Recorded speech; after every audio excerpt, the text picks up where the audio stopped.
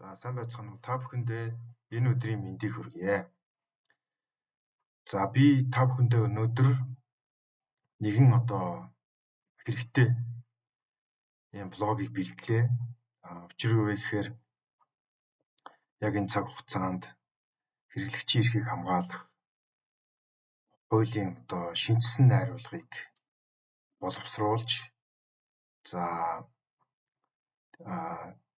парламент цахим хуудасд бол төслийн санал авах баримт бичгийг бол байршуулсан байна. Тэгээд хэрэглэгч та бүхэн өөрсдийнхөө эрх ашигын төлөө энэ хуулийн төсөлд бас та бүхэн хуулийн төсөлтөд саналцаж саналаа өгөөрэй гэж уриалж байна. За энэ хуулийн төсөл маань ингээд нэг тодорхой хугацаанд парламент дээр байршаад тэгээд тун утга хаврын чуулганаар оруулнаа. Тэгээд тийм учраас энэ хууль бол таны эрх ашигыг хамгаалах ийм хууль батлагдана гэж итгэж найдаж байгаа. За тэгээ өнөөдөр би бол энэ хуультай холбоотойгоор өөрийнхөө бас үзэл бодлыг та бүхэнд хэлье гэж бодсон юм аа. Тэгээд миний хувьд бол бас энэ хуулийн бас ажлын хэсэгт ажиллаж Монголын эрхлэгчдийн эрх ашигыг хамгаалах нийгэмлүүдийн үндэсний холбоогоос төлөөлж өнөөдрийн хүртэл өөрийнхөө саналыг мөн олон улсын энэ хэрэглэгчийн эрхийг хамгаалах хууль эрх зүйн орчин ямар байдгийг энэ олон улсын туршлагыг бас дурс судалж мөн үндэснийхээ холбооны хэмжээнд хилцүүлгийг олон удаагийн хилцүүлгийг бас зохион байгуулж энэ сая өнгөрсөн хугацаанд болж өнгөрсөн энэ бүх салбар бүрийн төлөөллийг оролцуулсан энэ хуулийн хилцүүлгүүдэд манай үндэсний холбоо миний бие идэвхтэй оролцож бас өөрсдийнхөө санал бодлыг хуулийн дээр яг тодорхой санал өөрчлөлтүүдийг бас тусгуулъя гэдэг үднээс бас нэлээд итвэх санаачлагтай ингэж оролцож явлаа. Тэгээд ер нь бол ингээд хуулийг өргөн барих энэ хэмжээнд ирээд байна. Тэгээд хэрэглэгч та бүхэн бас энэ хэрэглэгчийн эрхийг хамгаалах хуулиндаа өөрсдийнхөө үнэтэй саналыг өгөөрэй гэж би та бүхнээс уриалъя. Тэгээд та бүхэнд энэ хуулийн товч агуулга танилцуулгыг одоогийн боловсруулаад байгаа энэ хуулийг яг ямар бүтцтэй ямар зүйл заалттай хууль болж вэ гэдэг дээр бас нэг өөрийнхөө үзэл бодол саналыг бас та бүхэнд хэлье гэж бодсон юм аа. Тэгэхээр парламент дээр ингээд та бүхэн харж байна. Улсын хурлын гишүүн Батүлзийн Бат Эрдэнэ энэ хуулийг санаачилж өргөн барихаар ингээд боловсруулсан байгаа. За тэгээд нийтдээ бол хууль маань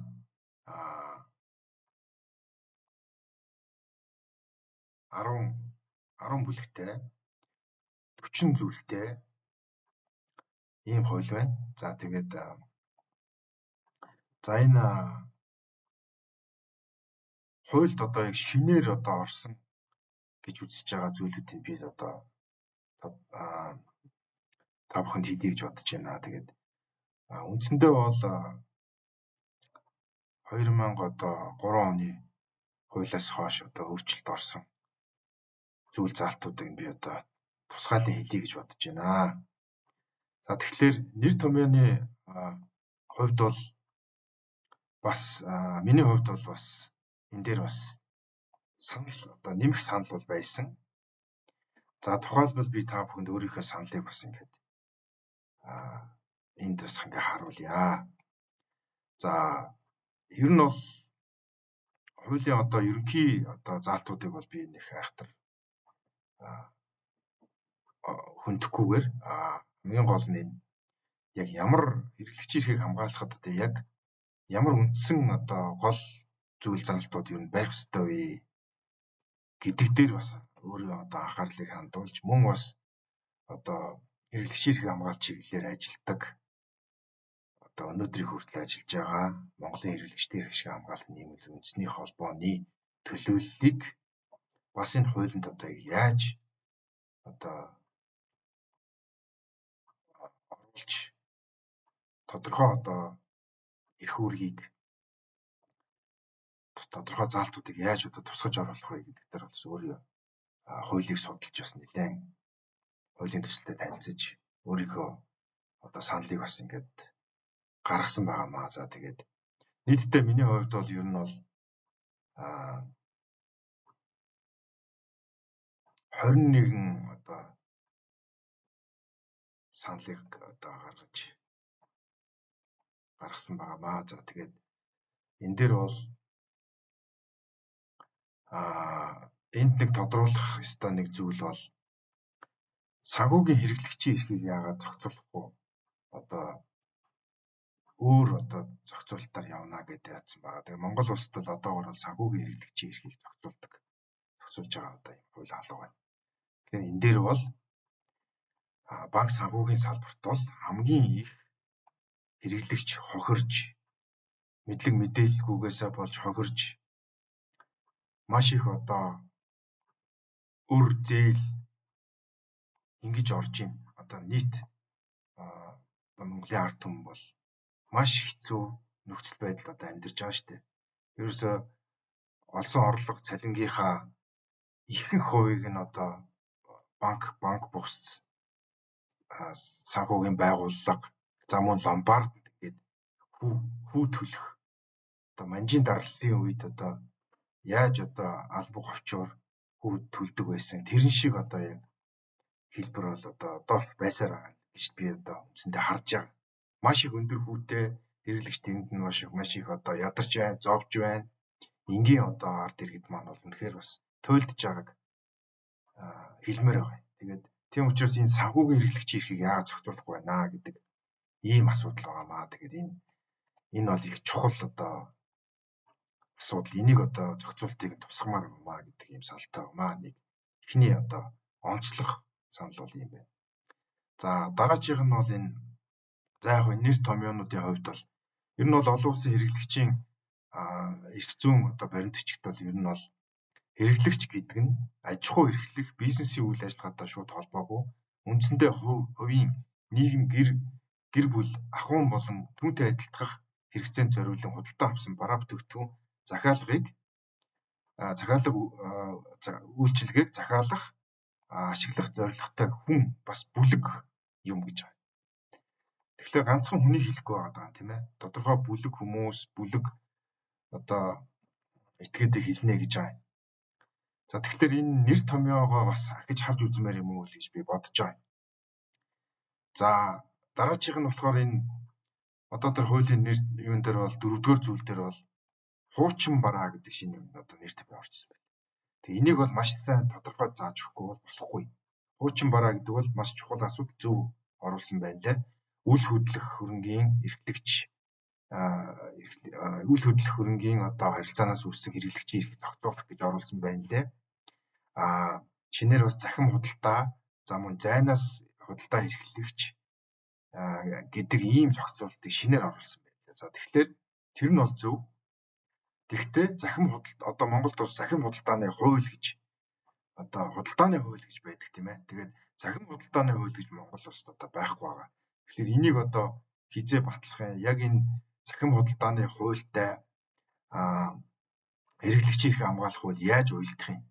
Ер нь энэ бусад хуулиудаа яаж уялдах юм гэдэг асуудал бол бас анхаарал татж байгаамаа. Тэгээд сая өчигдөр одоо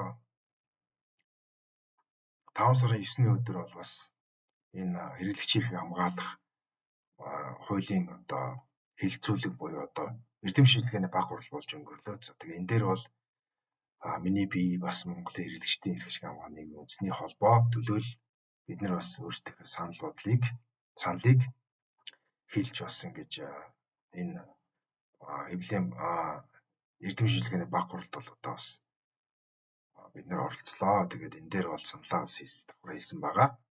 За тэгээ энэ хуулинд бол яалтчгүй хэрэглээ гэж юу юм бэ?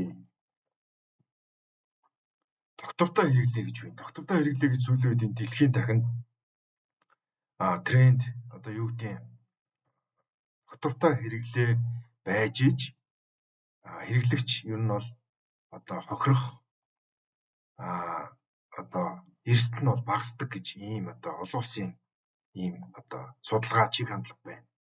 Олон улсын хэрэглэгчийн байгууллага хүртэл одоо энийг бол доктортой хэрэглээг бий болгооч ээ. Хууль эрх зүйн орчиндөө нэвтрүүлээч гэдэг ийм одоо юм явж хахад манайх энэ хуулиндаа яагаад оруулахгүй байгааг би бас гайхаж байна. Тэгээд миний хувьд бол энэ хэрэглээний талаар доктортой хэрэглээний талаар энэ хуулийн дээр заавал тусгаж эсвэл хуулийг дагалдуулж одоо ийм хэрэглэгчдэд зориулсан ийм одоо дүрм журм гэх юм уу, гарын авлах гэх юм уу, иймийг дараа нь зайлшгүй гаргаасаа гэж бодож байна. Тэгээд энэ дээр бас хууль боловсруулагч нар бас Монголын хэрэглэгчдийн эрх ашигын хамгаалалт нийгэмлэгүүдийн үндэсний холбоотой эсвэл одоо шууд надтай холбогдож энэ талаар бас одоо хамтран ажиллах ийм одоо болцоо байгаа гэдгийг бас та бүхэнд хэлмээр байна энэ ташрууд тийм.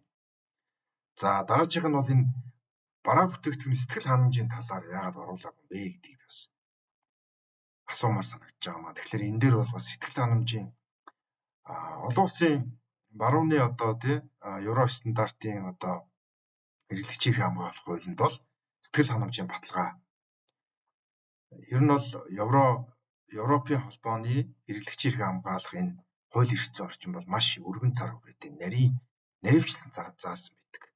Тэгээд тэгснээрээ ч гэсэн хэрэглэгчийн эрхийг айгүй маш сайн хамгаалдаг ийм одоо хууль эрх зүйн орчинтай юм байлээ. Тэгээд бид нар бас эндээс бас олон улсын туршлагыг аваасаа би бол удаа маш их хэлжсэн энэ хууль боловсруулагч нарт тэгээд энийг бас оруулаагүй байгаад бас харамсаж байна. Тэгэхээр энийг бас оруулаасай гэж би бас ингэж хүсэж байгаа юм аа. Тэгээд за гэх мэтчлэн ингээд би одоо зүйл заалбараар нь ярих юм бол нэлээх цаг хугацаа авах гэдэг учраас хамгийн гол одоо үндсэн одоо оруулах ёстой гэж бодсон энэ заалтуудыг бас би та бүхэнд хэлчмээр санагдсан юм аа. За хуулийн энэ 24-ийн 7 дээр нэг ийм зүйлийг бүр ингээд оруулаасай гэж хүссэн юм аа. Хэрэглэгчийн хамгаалалт чиглэлээр мэргэжсэн төрийн бус байгууллагатай хэрэглэгчийн эрхийн зөрчлөөс урьдчилан сэргийлэх соён гэрүүлэх арга хэмжээг хэрэгжүүлэхэд хуулийн хүрээнд хамтран ажиллах гэж оруулалт тусгая гэж байна. Бүр цаашлбал хэрэглэгчийн эрхийг хамгаалах тухайн тэр төрийн бус байгууллага нь хэрэглэгчийн хамгаалалт чиглэлээр анх үүсгэн байгуулагдсан одоо 10-аас доошгүй жилийн туршлагатай гэдэг юм. Бүр ингэж доотлох хугацааг нь зааж өгмөр байгуулагдсан. Өнөөдрийн хүртэл бас тасралтгүй үйл ажиллагаа явуулж байгаа. Мэргэжсэн улсын хэмжээнд мэргэжсэн одоо боловсон хүчинтэй улсын хэмжээнд ийм аймаг нүүцэл дүүргийн бүрт салбар нийгэмлэгийн одоо бүтэцтэй ийм одоо мэргэжсэн төрийн бус байгууллага байна гэж одоо энэ хууль дээр оруулж өгмөр санагдаж байна. Тэгэхгүй болохоор одоо хэрэглэгчийн эрхийг хамгаална гэдэг. Одоо энэ хуулийн дээр нэг зүйл орсон байгаа. Тэр нь болохоор монополийн ерөнхий эсрэг газар хэрэглэгчийн эрхийг хамгаалах чиглэлээр үйл ажиллагаа явуулдаг төрийн бус байгууллагыг бүртгэн гэж байна. Ямар байгууллагуудыг бүртгэхгүй вэ гэдэг ийм заалт оруулсан байна лээ. Нэг 4 одоо заалтыг оруулсан байна лээ. Өнөн дээр нэмээд миний саяны энэ хэлсэн яг ийм одоо нэр томьёог хуулийнхаа юм дээр оруулаасай гэж хүсэж байгаа.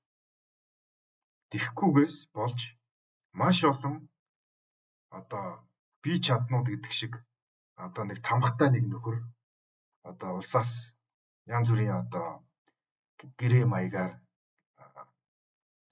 одоо санхүүжилт авч мөнгө идэх мөнгө угаах, одоо хуульдаа зохион байгуулах, хэрэглэгчийн эрхийг хамгаалах чиглэлээр бус одоо ашигын одоо төлөө одоо ийм үйл ажиллагаа явуулж олон нийтийг бас төөрөгдүүлж хэрэглэгчийн эрхийг хамгаалах гэдэг энэ үндсэн чиглэлээсээ одоо хазааж ийм хууль зөрчих асуудал гарах үедээ гэдэгт бол би үнэхээр бас санаа зовж байгаа учраас зориудаар нэр томьёо буюу одоо энэ хэрэглэгчийн эрхийг хамгаалах хуулийн төсөл дээр зайлшгүй энэ одоо шаардлагыг оруулаасаа гэж хүсэж байна.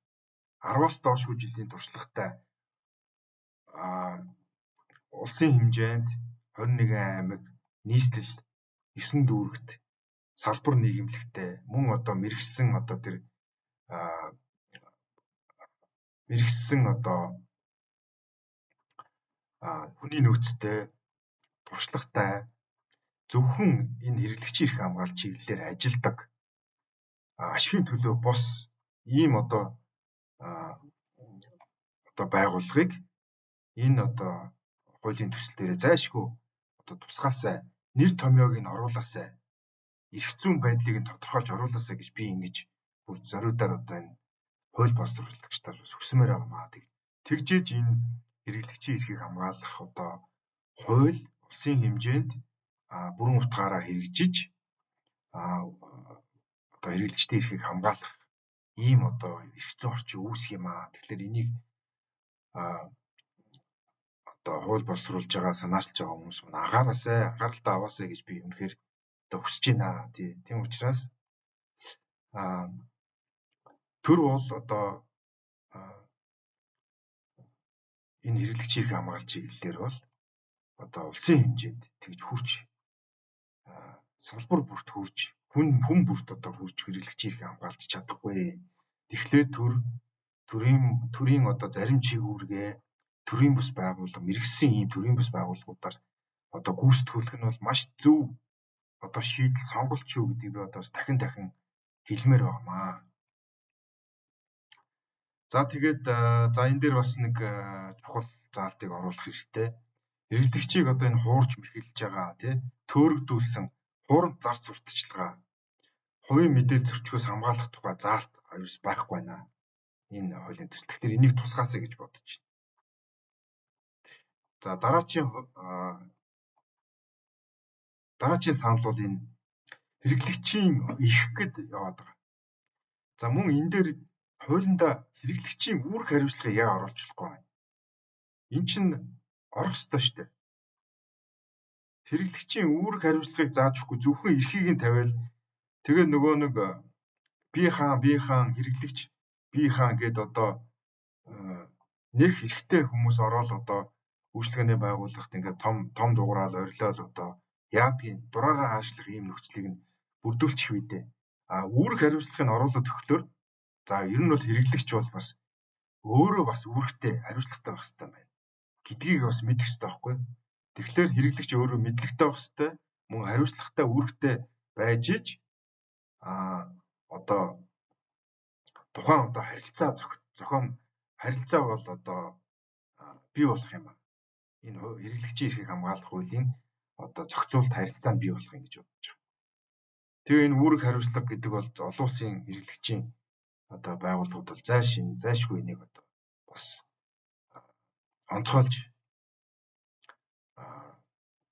онцгойлж одоо авч үзээд байгаа. Тэгэхээр хэрэглэгчийн үүрэг хариуцлагыг оруулаасаа гэж бодож байна. Тэгэхээр энэ дээр бол мэдээлэлтэй байх, мөн ёс суртахуунтай байх, байгаль орчинд ээлтэй байх, мэдээлэлтэй шийдвэр гаргах, бүтээгдэхүүнийг зорилтын дагуу ашиглах, гомдол гаргах, зөвшөлтсөл хийх, мэрэгсэн байдлыг шалгах, худалдан авалтын баримтыг хадгалах, бараа үйлчлэгээний төлбөрийг төлөх гэх мэтчлийн энэ өөрийнхөө үүргийг заавал биелүүлэх хэрэгтэй байхгүй хэрэглэгч. Тэгэхгүй одоо маш бүдүүлэг байна шүү дээ нэг нөгөө хэлэхэд хэрэглэгч бол. Тэгэл нэг заавал одоо худалдааны байгууллагыг, худалдаа эрхлэгчдийг, дэлгүүрийг энэ хүмүүсийн одоо дэлгүүрийн энэ хуулийн этгээд рүү ингэж дайрж ингэдэг юм бүдүүлэг явна юу бол одоо Монгол улсад бол маш их байгаа. Тэгэхээр хэрэглэгчийг соён гэгэрүүлэх, үүрэг хариуцлагажуулах асуудал бол аюул чухал, маш чухал. За дараагийн хэсэгт нь энэ би бас энэ хуулийн 7 дугаар бүлэгт энэ заалтыг оруулах саналтай гэж одоо бас саналаа өгсөн байна. За тэгээд энэ дээр болохоор хэрэглэгчийг хамгаалах тухай хуулийг одоо тий зөрчсөн аж ахуй нэгжүүд дараах хориг хэмжээг аваасаа гэдэг тийм юу оруулсан байна. Торгуул, гүйцэтгэх, үйл ажиллагааг зогсоох, эрх хасах, за тэгээд буцаан татах, хориглох тий. За шүүх үйл ажиллагаа. За яг хөө ер нь бол энэ бол олон улсын бас хэрэгжүүлдэг юм одоо аргууд бас тэгжиж хэрэглэгчийн эрхийг хамгаалах одоо үндсэн одоо зорилго нь биелэх ёстой. Хэрэглэгчийг бас одоо хохирлгүй болгох. Энэ чинь ерөөсөө маш шууд одоо хүний аюулгүй эрүүл одоо тий 50 орчинд амьдрах энэ хүний яг үндсэн эрхийг бас нэг талаас хамгаалах ийм үүрэгтэй одоо хууль учраас энэ одоо зүйл залтыг зайлшгүй оруулах нь зүйтэй гэж бодож байна. За ингээд дараагийн хэсэгт болохоор за энэ хуулийн 28 29 дэх зүйл дээр ингэж яамаа. Ер нь бол манай Монголын хэрэглэгчдийн эрх ашиг хамгаалах үндэсний холбоо бол 21 аймагт за зарим бүр сумдуудад бас өөрсдийн идэвхтэн сонголтод ажилладаг. Тэгэхээр энэ орон нутгатаас энэ улсын байцаагчийг энэ манай төрийн бас байгууллагын төлөөллөөр яагаад ажиллаж болдгоо болохгүй байна. Энийг одоо хууль эрх зүйн хувьд шийдэж болно шүү дээ бас. Тийм учраас би бас энэ саналыг оруулж байна. За тэгээ хуулийн төсөлд төрийн байгууллага хэрэгжүүлж чадахгүй байгаа тий хангалтгүй байгаа одоо зарим чиг үүргийг энэ манай энэ үндэсний холбоо төрийн бас байгууллагаар гүйцэтгүүлэх чиг үүргийг одоо тусгаасаа гэж бодож байна. За хуулийн төсөлд нэг заалт болгон нэмж хэрэглэгчийг хамгаалж чиглэлээр мэрэгсэн төрийн бас байгууллагын эрх зүйн байдал гэж тусгах саналтай байна. Тэгээ энэ дээрээ болохоор миний одоо түрүүний хэлсэн хэрэглэгчийг хамгаалах төрийн бас байгууллага нь төрийн бас байгууллагын тухай хууль хэрэглэгчийг хамгаалж чиглэлээр байгуулагдаж энэ чиглэлээр мэрэгсэн за одоо баг хугацааг нь зааж өгсөн зөв болов гэж бодоод байгаа миний хувьд. 10-аас доошгүй жилийн одоо үйл ажиллагаа, идэвхтэй үйл ажиллагаа явуулсан бас одоо олон улсад бас энэ харилцаатай гишүүнчлэлтэй бас тийм ээ олон улсын хэрэглэгчийн байгууллагад бас гишүүнчлэлтэй. За энэ хууль заасан нөхцөл шаардлагын хүрээнд байгуулагдсан төлөөлөх, зөвлөлдөх болон оролцох эрхийг хангах хэрэглэгчийн нийтлэг эрх ашиг сонирхол зөрчигдсөн эрхийг хамгаалах зорилго бүхий ашигын төлөө бус хуулийн этгээд байна гэд. Ийм байдлаар ингээд томьёолоод оруулчаасай одоо эрх зүйн байдлыг гэж би одоо ийм санал бас гаргасан байна. За ингээд сүүлд нь болохоор ер нь бол хэрэглэгчийн эрхийг хамгаалах мэрэгсэн чиглэлээр мэрэгсэн төрийн бас байгууллага чиг үүрэг гэдэг. Энэ одоо чиг үүргийг бас тулгаж өгөөсэй гэж боддог.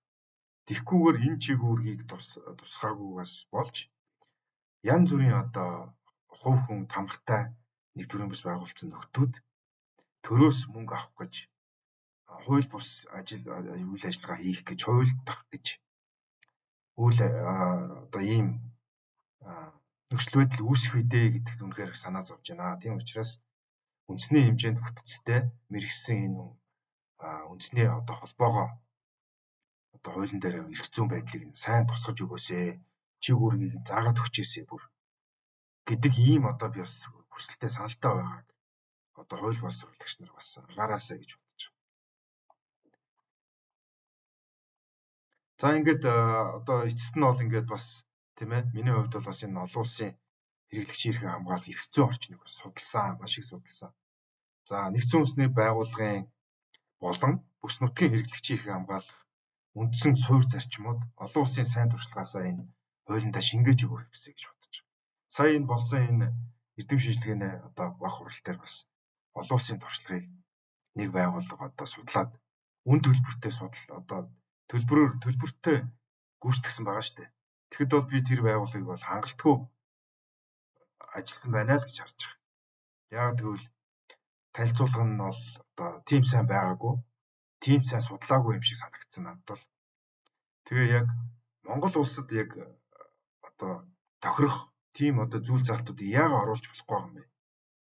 Би тэрэн дээр бас их одоо арай өөр байр суурьтай байгаа даа. Тэгэхээр энийг одоо тусгаасаа гэж би бодож байгаа учраас энийг хэлж байгаамаа. За тэгээд цахим худалдааны орчинд хэрэглэгчийн эрхийг хамгаалах. За энэ бол одоо яг цахим худалдаа эрхлэгч гэдэг эрхлэгчээс одоо эрхлэгчдийн үйл ажиллагаанаас хэрэглэгч одоо хохирох гэдэг хэсгийг одоо оруулсан байх шиг байна лээ. Гэхдээ миний хувьд хангалттай оруулаагүй гэж бодож. Тэгэхээр энийг нэлээд наривчилж оруулаасай.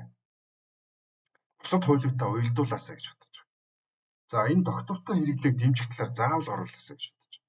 Хүн одоо Америкийн нэгдсэн улсыг бид нар муулдаг фаст фуд, таргалалт тийм ээ одоо хүний одоо эрүүл аюулгүй одоо байдал тийм ээ